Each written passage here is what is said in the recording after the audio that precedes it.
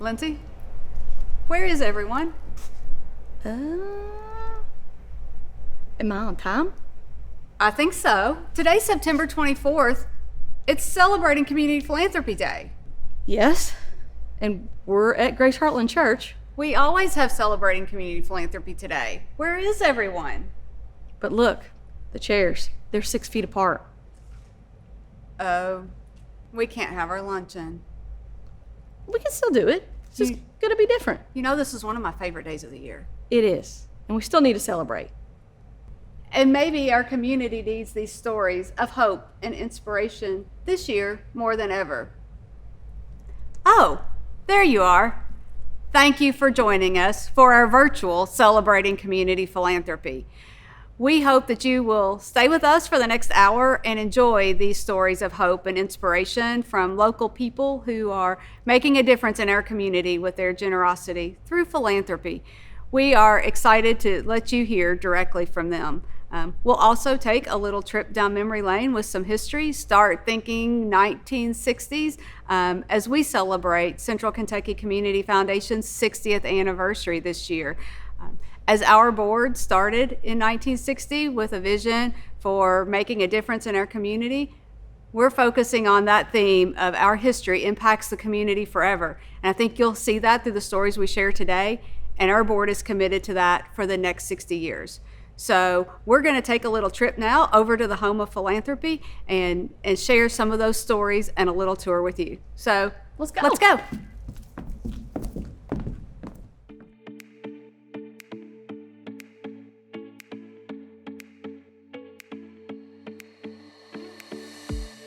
Hi everyone, my name is Ann Carnes and I'm thrilled to be serving as the first year board member. I'd like to welcome everyone to the annual celebration today, and wow, 60 years. Enjoy. Hi, I'm Cliff Fowler, second year member on the board of directors, helping to expand the foundation into Hart County.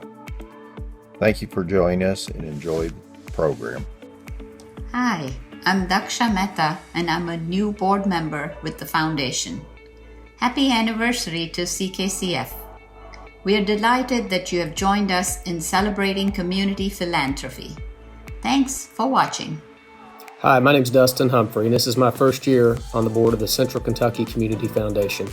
We're thrilled you've joined us for celebrating community philanthropy. Enjoy. Here's to 60 years.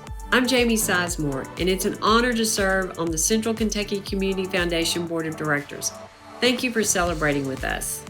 I am Michael Coyle, and I've been a board member of the Central Kentucky Community Foundation for 5 years, and I've been blessed by its support of this community and Elizabethtown Community College since 1963. Thank you for your support of the Central Kentucky Community Foundation and the good that it tries to do every day. Hi, my name is Tamina Hyder, and I'm currently serving on the Central Kentucky Community Foundation. We are absolutely delighted that you are celebrating community philanthropy. Thank you so much for watching. Hello, I am Terry Bennett, a proud board member for over 20 years. Thank you for your support of Central Kentucky Community Foundation. We hope you enjoy the program this evening. Wow, 60 years. What a tremendous anniversary to celebrate today. My name is Lindsay Olick, and I'm the board chair, and I've served on the foundation for 5 years. And I just want to thank everybody for joining us today. Thank you for celebrating.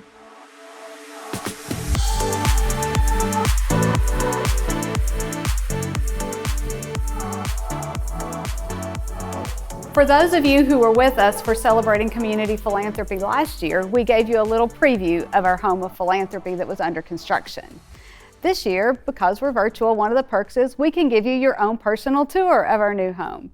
The Home of Philanthropy is all about telling the stories of philanthropy, the impact it makes in our region throughout these walls.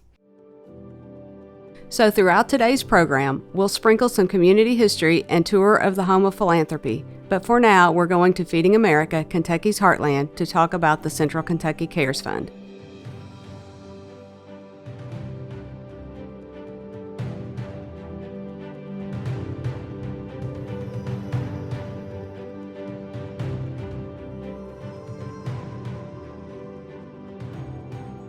We're here now at Feeding America, Kentucky's Heartland Distribution Center, and I'll tell you why we're here. It relates to what we're getting ready to talk about with our Central Kentucky Cares Disaster Relief Fund. So about 6 months ago, COVID-19 completely shut down our daily lives. And with that, it also brought a significant interruption to some people's financial situations. And with that, our board activated our Disaster Relief Fund.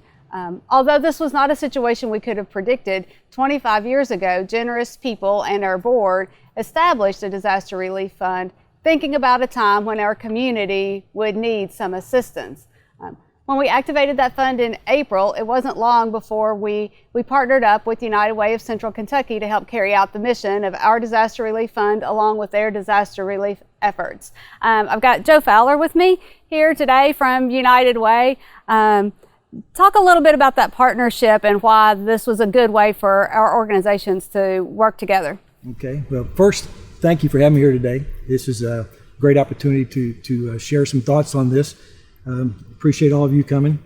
But the partnership turned out to be really good because it was a time of such a strange time, and we really needed to react pretty quickly, get funds out pretty quickly. And by combining forces, we made a larger pool of money. We could do more good, and we reduced the amount of time from giver to the givee to the recipient. So by not having to fill out 2 sets of grant requests and not have to go through 2 processes with our committees to try to figure out who funding, we streamlined the process. We got money out in the hands quickly, and it gave us an opportunity to work together, which I think it'll be one of many to come. And it also showed the community that in a time of need, that the charitable community can come together as one and make a real fruitful effort to solve some problems. So. Yeah. You know, I found that as our 2 organizations work together, we all approach those grant applications with different bases of knowledge and different insights into those applications and perspectives that I think helped us make better collective decisions. I agree. The members of our team that sat in on the committee to allocate funds spoke exactly the same way, and both learned a lot, and it gave everybody a little better way to look at things in the future. So. Yeah. So we serve 5 of the same counties. Yes. And then we have a few additional counties that we serve. So we were able to work together on those counties we have in common. And then we were able to do a few separate things to help support those other communities that we work in. You know, we've given out over $50,000. Yeah, isn't it great? It's a nice chunk of change. Awesome. And even though we do some different counties, times like this, that really is not the issue. You know, you reach out and do what you have to do to help whoever needs the help. So we appreciate that. Yeah, we've got a great community, don't we? We sure do. Got with us also today Hope Burke from Helping Hand of Hope and Debbie Childress from the Grayson County Alliance, 2 of our nonprofit organizations who were grant recipients. So we've made grants to 17 organizations, and appreciate the applications that you all gave. But let us hear a little bit about what you were hearing and what you saw from people that you serve and how those needs changed and evolved so quickly with COVID. Go ahead. Do you want to go? Okay. So for us, I mean, like you said, COVID happened and then all of a sudden everything shut down. And it's, how are we supposed to keep serving? How are we supposed to help these families that keep calling and saying, okay, now I'm going to need extra help. I'm going to need this. I'm going to need that. And it was that situation that when we got that application, it was like, oh wow, because here we are not knowing, like, how do we go across to another donor and say, hey, listen, this pandemic's happened. I don't know how you've been affected, but we really need help. Right. And so to be able to put in that application that, yes, was not a 10-hour application process, to be able to say, okay, we can still fill this out. It's something easy, and it's just going to very much benefit our clients. For us alone, I mean, at first when COVID happened, it was food and hygiene that people needed, because obviously when the governor put the standards on electricity and different things, it's like, okay, we'll be able to help you with this, but right now we need the immediate need. And like, schools were canceled, kids are home. Like I tell my kids, I guess they have a refrigerator at school that they can constantly keep going to, because at our house, it was like, how much food are you going to eat? And then even adults and parents are going to get stressed out. They're eating more. There's different things. And then we have all these people that can't get unemployment, and we have to where they're in these boundaries and places that they're seeing they've never been before. And so for us, like, one client that really sticks to mind is we had a lady that called crying and said, I've never had to ask for this, but I can't even afford feminine hygiene products. I am so embarrassed. Can you please help me? And to know that somebody can't go to a store and purchase something as small as that because they are not receiving unemployment, they're not getting help, and then parents that are like, I can't feed my kids. I had a 97-year-old man that came to us in his car and said, I'm scared to go to the grocery store and I need toilet paper. Mm-hmm. That's the only thing, and was like, I'll give you my last few dollars. Can you help me with toilet paper? Like, really? Like, I mean, take everything. And just to know that, and to know that with this money and the partnerships that we're able to still be able to serve when ours have skyrocketed over 80% just in the need of food, is something that has been a blessing to us. Well, like you, I immediately had to shift all of my services to be about feed the people, meet that community hunger need, and saw so many folks that had never darkened the door of the food pantry, and for two reasons: first time they ever needed us, but also for the first time our community, our government officials, different agencies had these public venues of the different broadcasts that were saying, hey, if you're hungry, here's the resources. So like never before, Grayson County came together even more and said, hey, here's how you get help. Here's where you go. And then the relief of knowing that funds were there without having to go and feel like you were putting a hardship on somebody else. And the process was so very simple. And so that's deeply appreciated. I think my first real eye-opener in this was when we looked at our numbers in April, and we went from February of 750 families served to 1,056 families. You know, we've seen over 400 new families this season. If everybody came every month, we couldn't handle it. It would be too much. We would be overrun. But to know that we're there to meet the consistent need of families, whether it's the kiddos, or we see a lot of our senior adults, they're really scared. They don't know what to do with this environment, and shifting everything to online or different. It's a lot of communication, a lot of emotional support that we're giving out over the phone, and as we meet people through our drive-through, just trying to be encouraging. It's a tough season, but being an agency that could just pivot and do what needed to be done was a blessing, and the help made it all possible. Because like you said too, even with the seniors, like a lot of them, when we've gone to like, okay, well, we need electronic this, that, they can't do that. They don't know how to do that. And so to have to be able to pretty much change every dynamic that you have in place to try to service everyone, I mean, it's been a tackle, but I mean, it's a blessing to be able to continue to serve.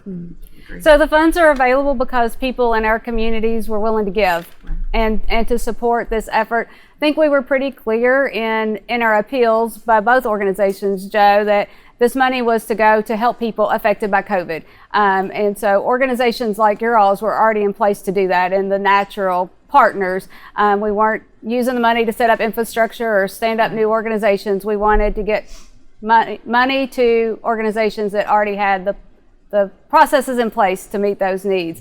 But without generous folks, we couldn't have made these funding options available to you. And with me today is Cameron Brown, who, when we announced this fund, he was the first email in my inbox. Oh, awesome. And I know, Cameron, you and your wife Angie are fairly humble and private with your giving, but I appreciate that you're willing to talk to us about that today. Absolutely. Because it's an important part of helping people understand how giving impacts our community. But tell me why you were drawn to give to a COVID relief fund. Well, I appreciate you allowing me the opportunity to say it, and you're right. We have a tendency sometimes to want to keep this kind of thing private, but the truth is there was a big need in our community, and there still is. And so Angie and I did a lot of praying about how can we help our community in the way that would immediately have an impact. Angie and I are blessed. We both have jobs that transition to work from home. And we were seeing neighbors, friends, family members that didn't have that same ability to work from home. I had friends that were furloughed.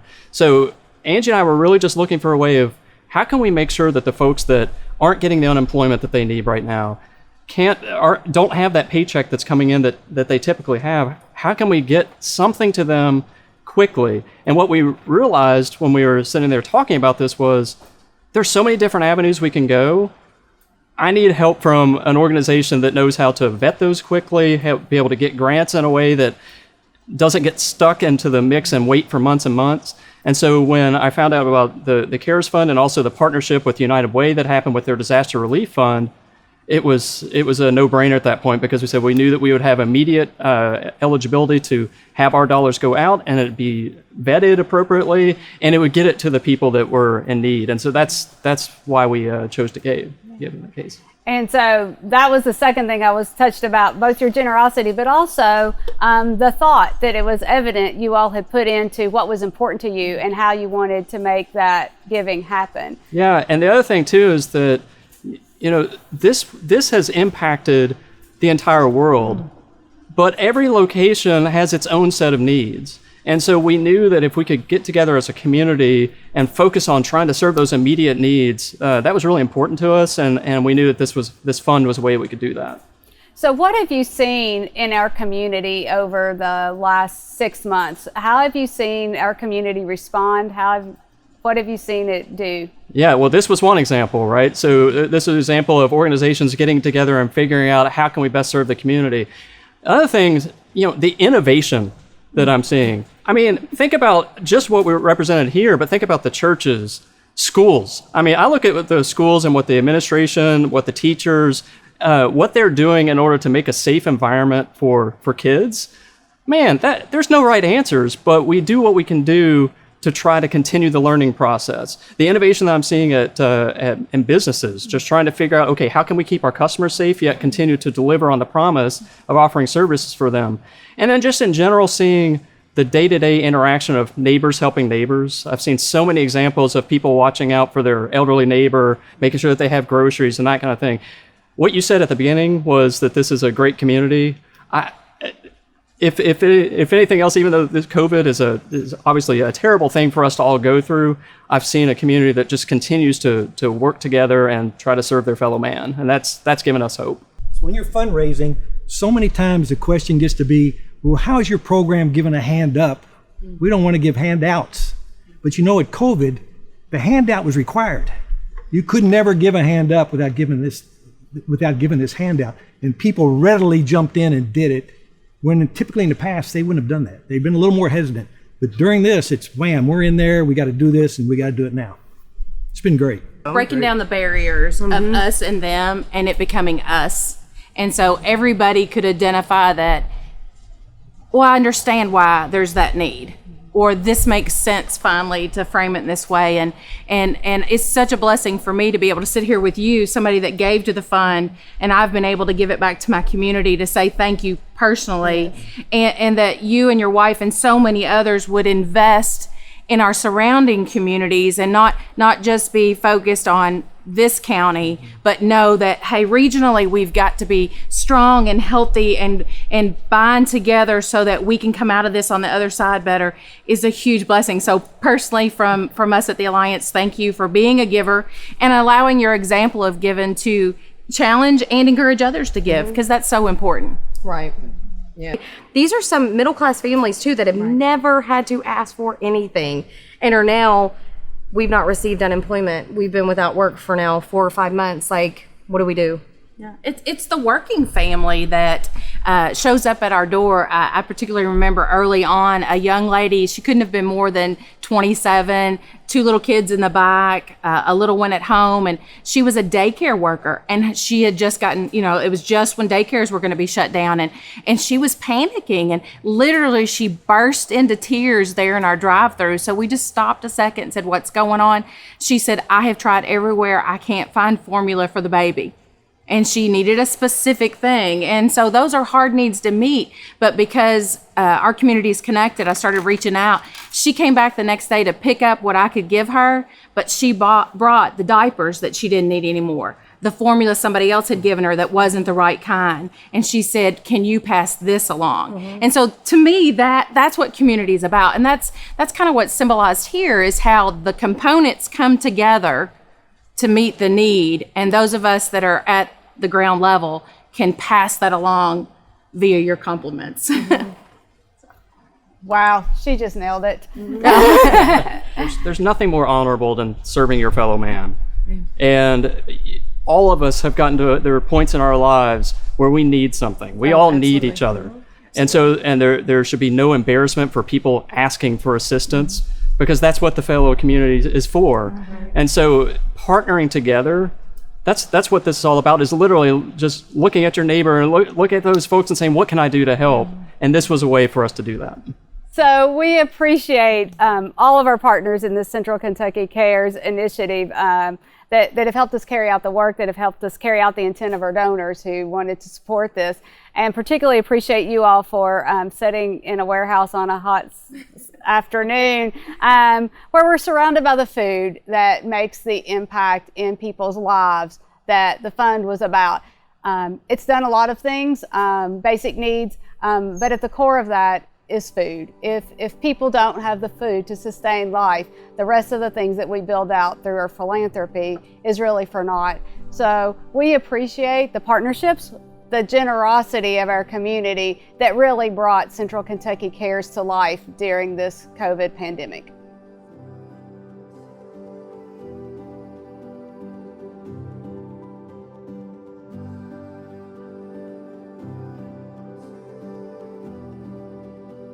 We're also fortunate to have with us today Al Ryder, former CEO and president of the foundation from 1992 to 2013.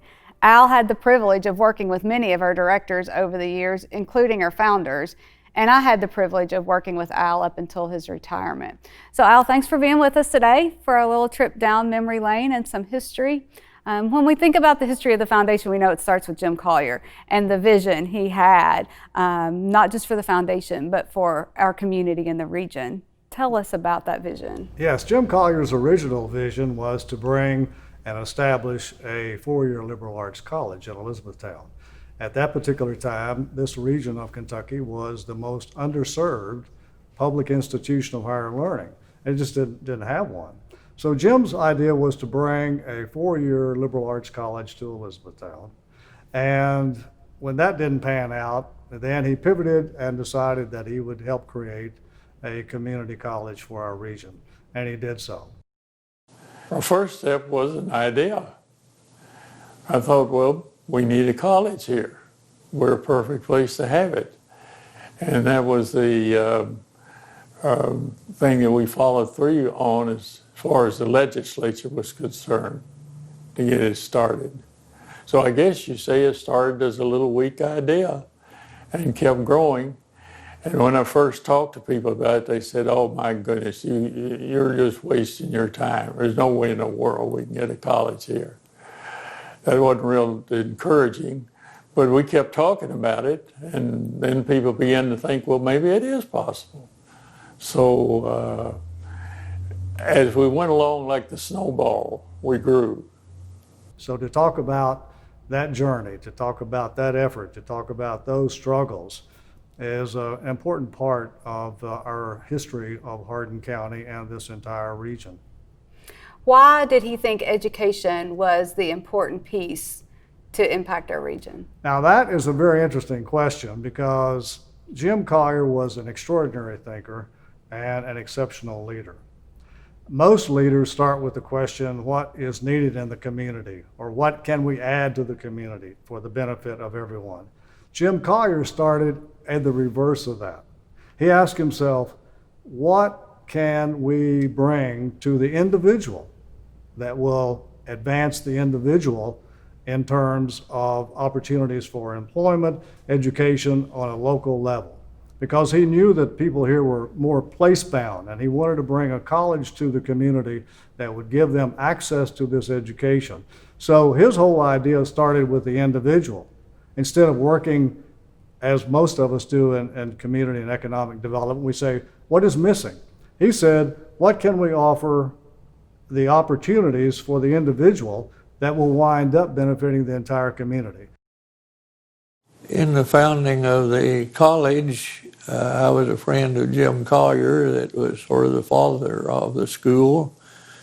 And my remembrance of first of that is Jim came back from the courthouse one day going to his office and stopped by my desk and said, what would you think of a college for Elizabethtown?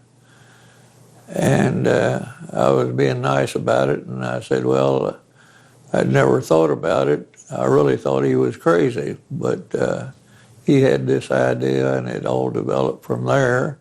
James Collier, who was a major mover for the project, spoke to the Rotary Club and told us about his idea that Elizabethtown should have a college. Well, after the meeting, I talked with many of the members, and there was a whole lot of skepticism. People just didn't think Elizabethtown was big enough for a college, and we were close to Louisville and close to Bowling Green and colleges in every direction. But Jim had a vision, and it turned out to be a very good one, and he worked awfully hard to make it come about. He was pretty right in his predictions about what would come to be from having higher education here. Yes. It's played out exactly the way that he thought, because he knew that if we could improve the individual, if we could give that individual what that individual needed at that particular time in terms of higher education, then it would play out and add benefits as the community grew. And that's exactly what has happened. Another thing that made Jim Collier very, very exceptional was that being an exceptional leader, and exceptional leaders do this, they not only help improve the community and help improve the individual at the time, they also leave endowments for future generations to enjoy the dividends from. And I don't think there's any question that there's huge dividends for Elizabethtown Community and Technical College in this community. And so 1956, Yes. Quite a vision at that time. Yes. We've got a picture upstairs that will help remind us all of what this community looked like at that point when he laid out that vision. Yes. You want to go take a look? I would love to. Let's go. Okay. Jim Collier's vision led to the creation of our foundation on May 13, 1960, and late that year the purchase of the Clem Scott Farm. From that 226-acre farm rose many community landmarks through generous land gifts from the foundation. The original ECC building opened in 1964, followed by multiple expansions of the campus, including the Technical School in 1965, a Vocational Education Center in 1972, and the Regional Post-Secondary Education Center in 2007, eventually developing into the Elizabethtown Community and Technical College we know today. We've also seen the development of the University Drive ballparks via a $1 land lease for over 40 years, an eventual gift to the city of Elizabethtown. Expanding on the investment in education, the foundation gifted land for the Hardin County Public Library main branch, which opened in 2002, and the Hardin County Schools Early College and Career Center, or EC3, opening in 2014. And now, after almost 60 years from the original land purchase, the addition of the place we call home, the home of philanthropy. The original farm has seen many changes in these 60 years, but the vision Mr. Collier had to enhance the lives of people in our community through education and opportunity is still guiding our work today.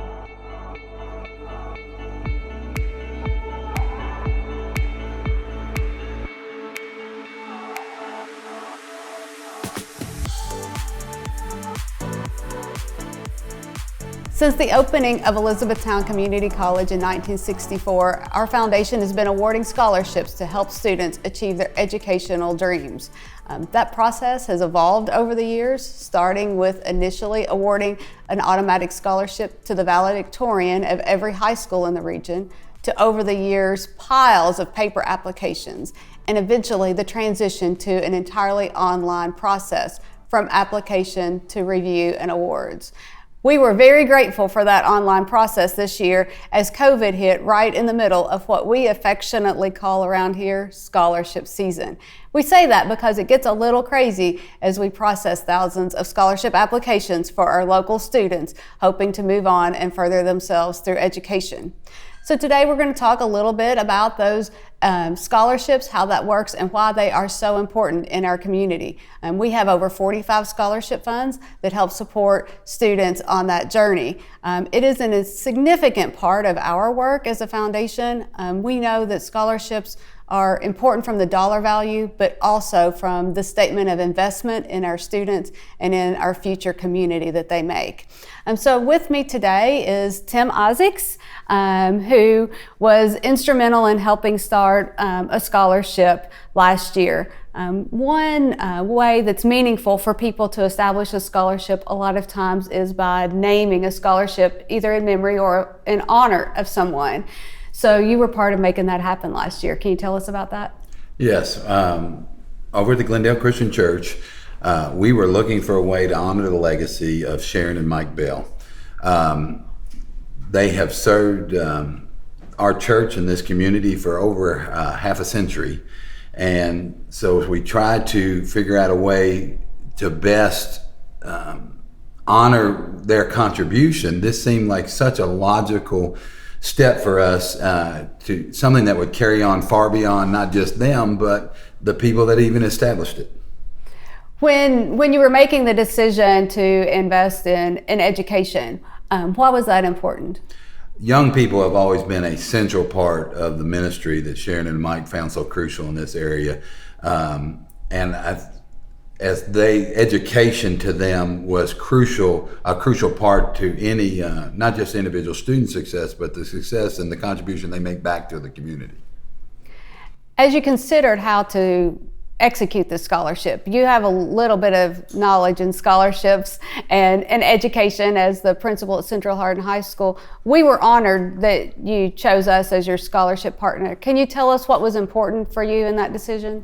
Well, we wanted to recognize the overall contribution because in Sharon and Mike's case, the impact they have had in Hardin County has been extremely vast. You'd be hard-pressed to talk to anybody in the community, whether they've ever been to Glendale or not, that hasn't been impacted by what they've done for this community. So it was a very natural progression for us to come to you all.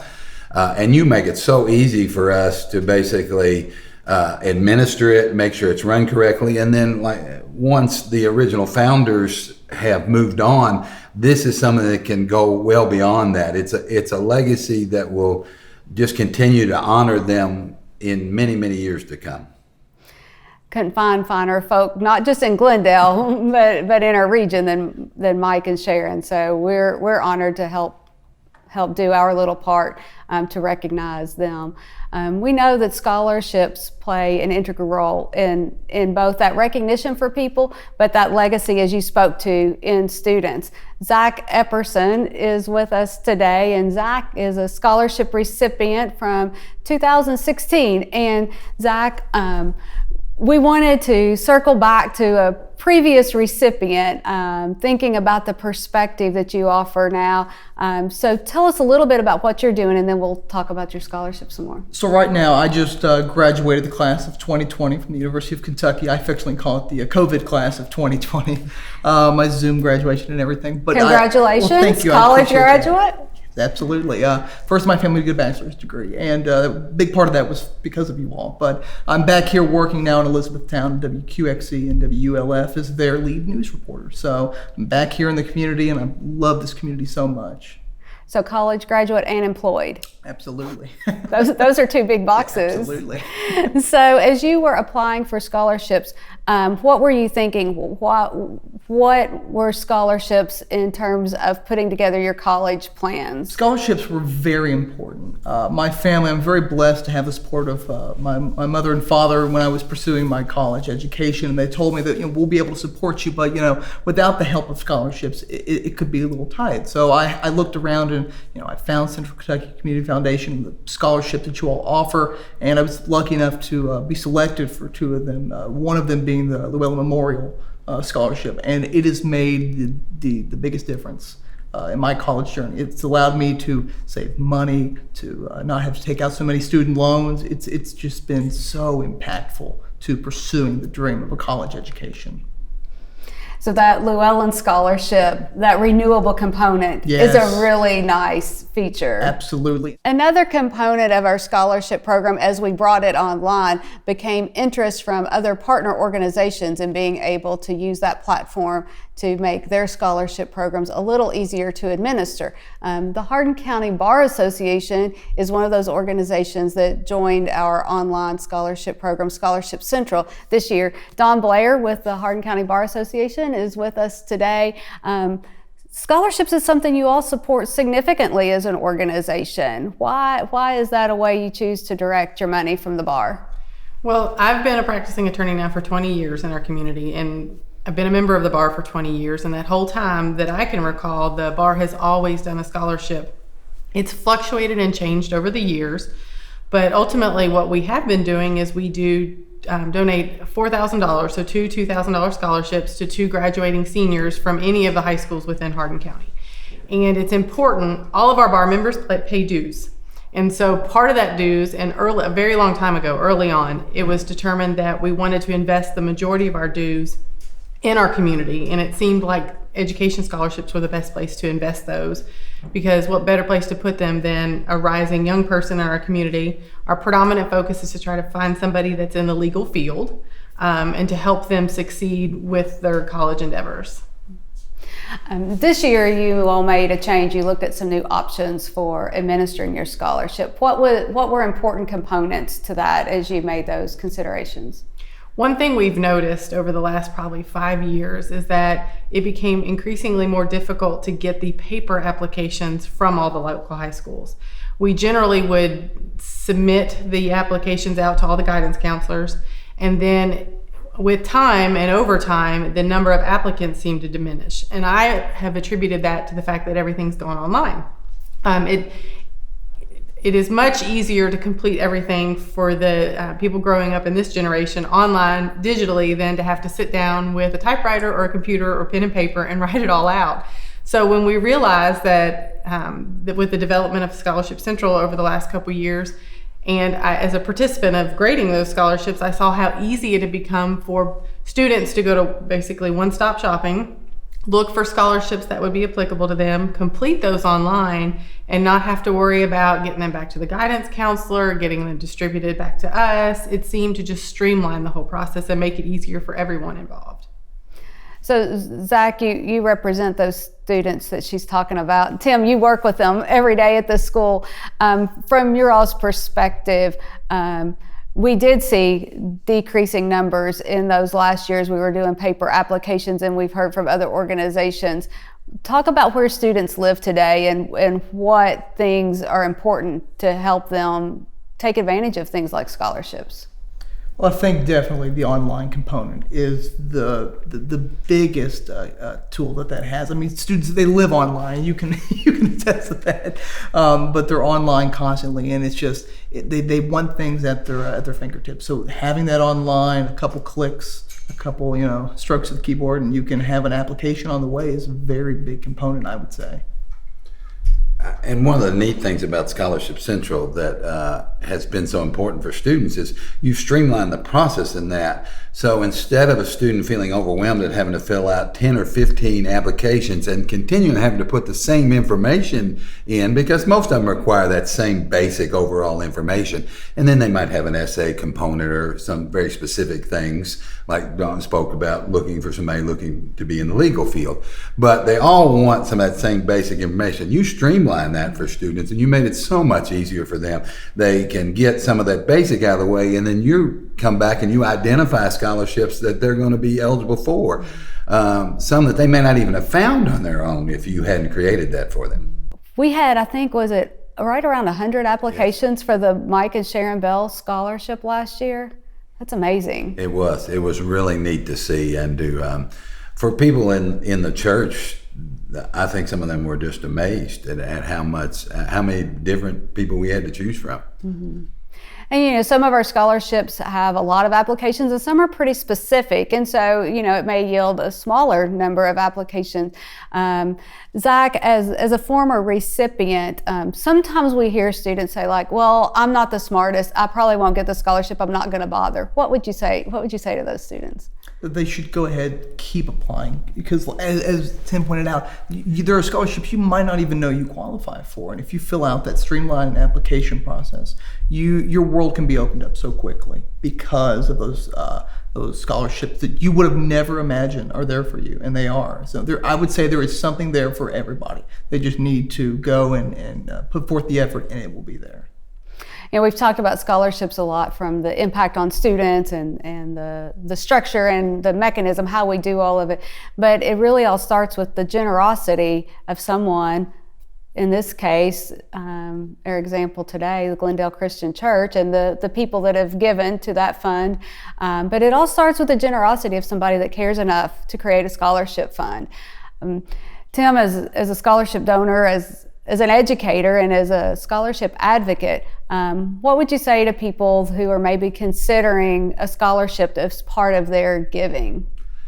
If you're looking for a way to have a long-term impact in your community, there's no better form than a scholarship. Not only are you helping out an individual avoid some potential student loan and other types of debt, you're also investing back in your community. It actually can, the money you donate now actually increases exponentially in the benefit that you're providing your community as a whole, not just that individual child. Don, Tim, Zach, thank you all for being with us and sharing your thoughts on scholarships and their impact in our community. And thank you for hanging with us as we move through our virtual Celebrating Community Philanthropy program. We'll be back in just a minute to talk with some folks about the impact our Financial Foundations Fund is making in students right here in our community.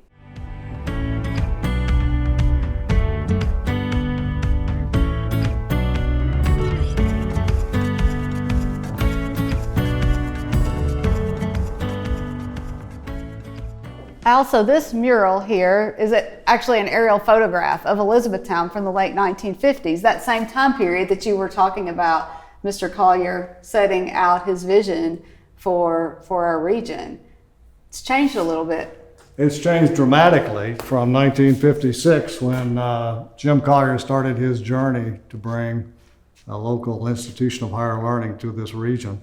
And I was thinking about that. This was only 10 years after people were returning from World War II and people were starting families. And Jim Collier saw a wonderful opportunity to help the individual, to strengthen the family, and ultimately advance the entire community with his ideal of bringing a community college to this region. The need for a community college was pretty urgent. And Jim Collier's, I guess we'll call him the granddaddy of the community college system.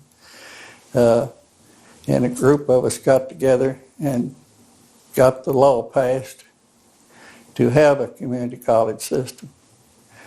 And the communities were supposed to furnish the land for the college, and the state would build a building and so forth.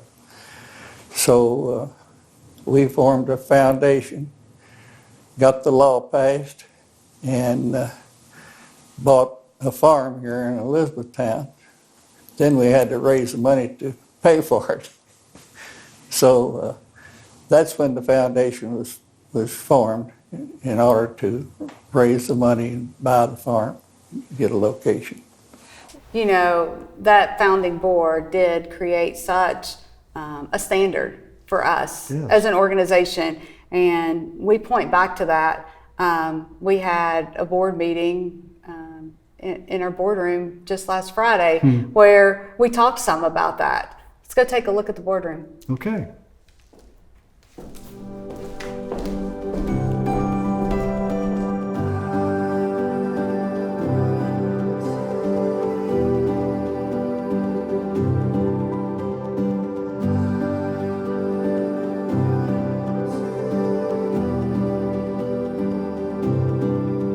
Philanthropy is a tangible expression of what matters to a person. And because of that, most of our work with donors start with a conversation. And Mark Nelson came to me a couple of years ago with an idea and a passion that he wanted to support in our community. So I guess that has been a couple of years ago, Mark, that we had our first conversation about how important our young people having quality financial literacy and education is to you, and why you're so passionate about that. So where did that start? How did that become your thing? It's somewhat a personal journey over the last 20 years. It started with me, like many, having put myself through school, getting in debt, not listening to the general advice you got, and learn a lot of things the hard way. And then really, I just passionately believe in my heart that, the kids can have a very good step forward if they have an understanding on how it works, interests, credit cards, homes, values, things like that have retirements, compounding interest, both sides of the aisle, whether you have debt or, if you're investing. So it just felt like a good thing that could be lasting, that we could give back into the community if we could do it right. And that's really where it kind of went off. So yeah, it was a very welcome conversation from our standpoint, because the foundation had been working for years with legislators and teachers like Alex Todd, who's with us today, about how important this is. So having a business person in our community who stepped up and said, this is important, because that was about the time Kentucky passed a bill about financial literacy, which may have been easy to think that solves the problem, but you said no. Yeah, with all, first of all, I'm thrilled. I know Alex had a big part of that, and that's awesome. A local reps did, and that's great. And it seemed to be fairly bipartisan. I was proud that it passed, but I also wasn't born yesterday. Like, I realized, for those of us that know that we have budget issues in our state, I realized that it was gonna not be funded to the degree that it's great we passed this bill, but okay, where's the funding going to come from? And so my wife and I, Sheree, we just kind of said, hey, let's give back however we can. Let's make sure that if you graduate in Hardin County, that you have a step forward. Originally our kids went to Central. I was like, we'll do it at Central, and we have a lot of friends at E-Town. Like, well, let's do it E-Town. Then I'm at North Hardin grad. You got to take care of North Hardin, and then it's like, okay, well, then there's John. Let's just do it all. And so we were glad to do it. But I really feel in my heart that this will help have a lot of the young people that graduate a step ahead of others, dramatic step ahead, hopefully. So the Financial Foundations Fund helps support quality curriculum for personal financial literacy in our 4 high schools here in Hardin County. So quite an investment. Alex, you've been teaching a class like that for how long?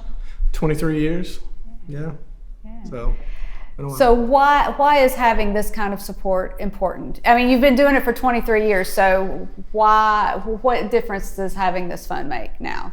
It makes all the difference in the world. And people like Mark and his wife, this is how we get our arms around this. And the legacy that he will leave in this community and beyond, I don't know if you can put money into something that you're going to get more out of that, because you're literally going to change lives. And that's what I see on the classroom level. And to me, if we can impact a family, that impacts the community, that impacts the state and a country. And if you just look at one number where 78% or 80% live paycheck to paycheck, and then ask yourself, how did we get here?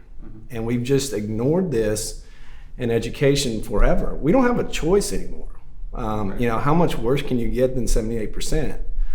And so then how do you start to fix this? And it takes people, like Mark.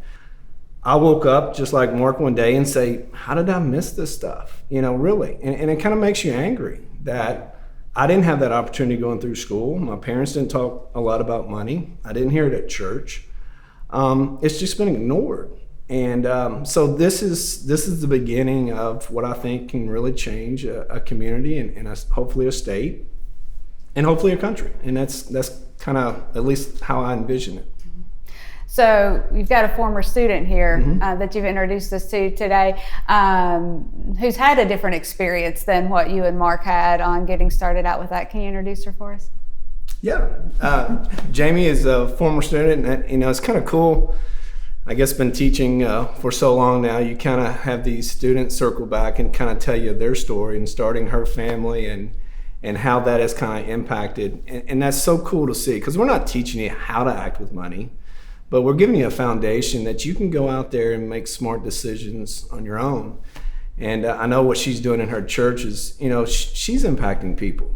And that's the domino effect that Mark is starting here with his donation, is we can start to impact each other. And again, it's not a state coming in and saying everybody's got to have it. That's not the point. We're just ensuring people have it. And, I don't know exactly what impact this had with Jamie, but she has made, she said, I want to do something else with my knowledge. And again, that's how this all starts. So Jamie, how did that class you had when you were a junior in high school, tell us about your journey since then? How did it impact you? Okay, so I'll try to keep it brief because there's a lot of details, but I grew up learning a lot of similar things to the financial class that I had in high school from my parents. I tried my best to follow them, and I got married in 2017. And I guess the excitement of being a new wife and wanting to buy all new things for the apartment, I fell off the wagon a little bit. So as new young marriages typically do, we had to have a come to Jesus meeting and figure out why are we having struggles, what is our issues. And we realized one of the main things that we were struggling with was communication and finances, which are the number 2 reasons for divorce in America. And we obviously do not want to be part of that statistic. So I said, hey, I took this class in high school and this is what I learned. Do you want to do this? And my husband jumped on immediately. We followed the exact plan that the high school course taught. And we were able to pay off 100% of our debt within 4 months. Hard work. We worked 5 jobs between the 2 of us and, had a lot of sacrifice. But we followed that plan and built a significant emergency fund, 20% down payment for our first home.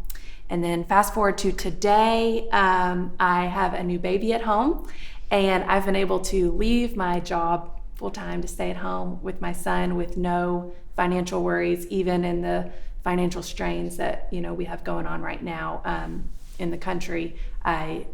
We are both just so confident because of the plan that we followed, and we're still following till today. Not only has it changed my life as far as being able to stay home with my son, but I'll go as far as to say it saved our marriage. It made a large impact on us as a couple.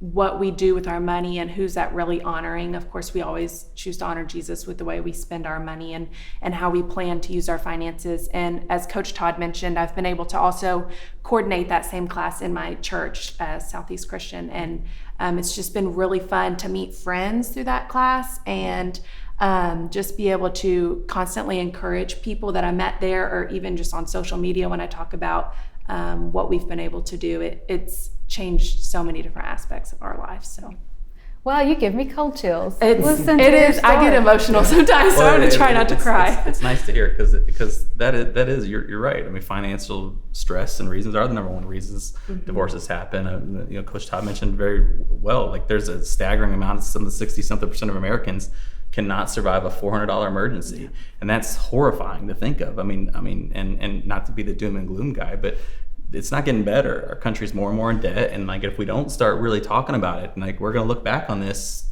conversation in 20 years and be like, the roadmap was given how to start it, and we got to really invest in our young people. It's great the legislators did this bill, but we've got to fund these things properly. And great for Hardin County, but there's a whole lot of other counties, and I'm hoping that other business folks or banks that, in my opinion, have a great financial interest in having good potential future customers to invest in things like this and make sure that Kentucky is just a step ahead. If you graduate in Kentucky, you should be a step ahead of any other state with this bill, and there's no reason behind it. We just got to really take it seriously and understand that the schools need this support outside due to the budget challenges. So this is more than money, and we really are. When we dive down deep into this is about people's lives. Money is that common thread that runs through our entire life, from our marriage, and I would say the same thing about my marriage. It strengthened it. So yes, it's money, but it's much deeper than that. And if we want to move forward in this particular time in Kentucky or America, financial education is a piece that has to be there. This is empowering to people. And you got a lot of people out there that are struggling right now, feeling they're not empowered. This one thing, and I will tell you for 80 to 90, because it did it in my life, and I think Jamie is telling you it did it in her life. it empowers you. And if an empowered person, moving on in society changes the way that you operate, in your entire life, if you kind of understand how this money thing works. And that's what we're trying to get started here.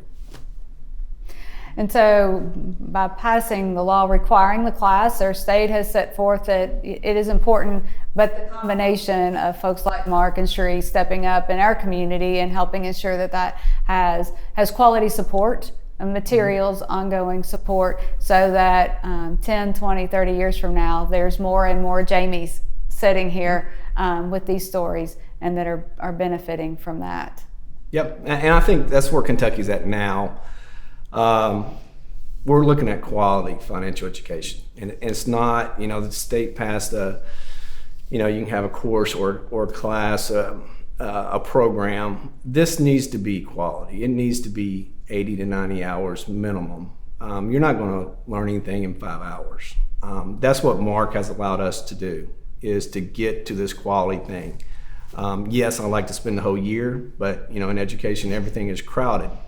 But there's no reason every school district in Kentucky cannot afford. Name me a more important class. Maybe as an important class, and we just went through what we went through, and I would say health and money are pretty important coming out of this thing. Nothing against any other teacher, but if you leave high school and you don't know how money works, you're setting yourself up for failure. I wish there was people talking about this before I went to high school, having this conversation. So I think this next generation, with people like Mark, supporting it, community supporting it, is a major step forward that this country has to have. Mark, it's people like you that come with passion and ideas and the willingness to support it, the generosity that help us do the things we do to make a difference in the community. We couldn't exist without folks like you. And today is some about sharing those examples and ideas that will spark people. Some folks will get passionate about something else besides financial literacy. For people that are sitting there thinking about, I have an idea, or I would like to help our community in a certain way, what would you say to them? I would say they need to come talk to you guys right away. The Central Kentucky Foundation. I in my ignorance didn't really even fully understand. I was glad I got connected with you, because the reality is you have a lot of tools and products that you're able to help things go on beyond when their time in this earth is gone. And that's my passion, is that I'd like to think that, gosh, hundreds of years from now, this fund is still doing what it's supposed to do. Whatever new changes come in our country over the next couple centuries, the thought would be is that logically there's still going to be kids in school that need to learn about finances. So I think there are a lot of good people there that want to help. And I think a lot of them, if they reach out to you, will find out there's probably funds you already have that exist that maybe they could help shore up or strengthen too. So I definitely would encourage anyone that has a spark to try to help in some area or another to do so. You're exactly right. 20 years from now, 40 years from now, because your fund is endowed, so it will continue to support this mission forever. We could come back and set a new group of people here and have another teacher and other students who can talk about the difference it's continuing to make, and it will evolve, as you said, for what it needs to be as times may change. But the mission, the purpose will still be there. Thank you all for being part of our conversation today about our Financial Foundations Fund. Thank you. Thank you.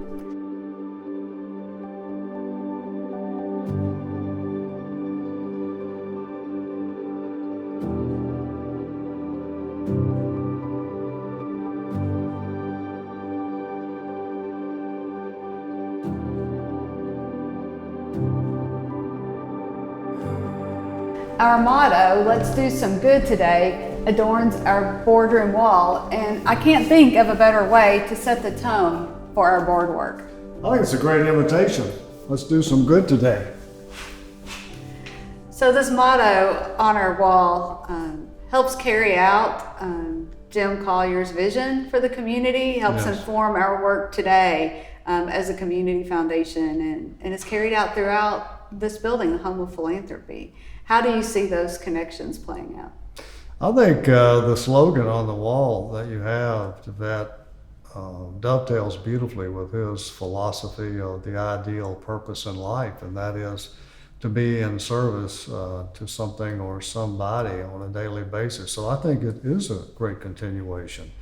When the foundation conducted the first capital campaign for the community college back in the early 90s, with that came invitations to expand the foundation's work in the community along the lines of community and economic development, so that when companies were looking possibly to relocate or expand in the region, then we would be called in, the foundation would be, to help augment that persuasion of why that company should be located here. So our work continued to not only support faculty staff development and the scholarships and all the services that the foundation offered over the years, but it also expanded into the greater community and the region to help communities grow and do some good for the people who live in those communities. So I see it as a great extension of Jim Collier's original philosophy. You know, our transition a few years ago to officially become a community foundation and formalize that work that we had been doing for years, yes, as you were part of, has been an interesting journey, but a big undertaking and a big opportunity for our region. Part of that being our home of philanthropy and the support that we're able to offer for nonprofit communities through the community hall downstairs that they can make use of, as well as some of this other space. What do you think the future looks like for Central Kentucky Community Foundation? I have very strong feelings about the future of Central Kentucky Community Foundation. I think it's just barely getting started in terms of the services it can offer the nonprofit organizations, in terms of opportunities for people to invest the charitable dollars through the foundation. You will recall, as I vividly recall, that so many people came to see us and they said, we really didn't know where to go. We didn't know who to talk with. We didn't know what to do. We had an idea about what we wanted to do, some good for the community, but we didn't know where to go. We didn't know who to talk with. And they came to the foundation. And I see that as growing exponentially over the coming decades. And I think Jim Collier would be so pleased to know that his original vision has turned into what it has. And Central Kentucky Community Foundation will play an integral role, an expanded role. There will be opportunities that will come the foundation's way that we possibly can't even imagine today, any more than Jim Collier could truly imagine all of the good that his original idea had. It's quite the legacy he left. It was quite a legacy. And you know, that's what I think this conversation, why it's so important. I appreciate you spending some time, not just for a trip down memory lane and for some history, but to remind us, to keep us focused on why the foundation exists, why we started, what our core is about, and reflecting on that, but also remembering those that came before us and created so many of these opportunities that we benefit from today. I think it's good to remind all of us, because the tradition of having a local college is a solution to a problem that many of us have forgotten about. So it's good to be reminded of how it all started. And it gives hope to those people out there in the community that might bring you an idea that might be just as absurd as Jim Collier's was back in 1956.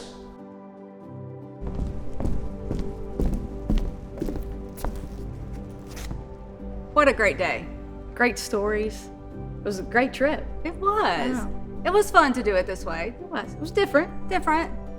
But next year, be back here live and in person to share these stories and this inspiration together live and in person. So thank you for joining us today. I promise to be on time. And it'll be a great day. It will be.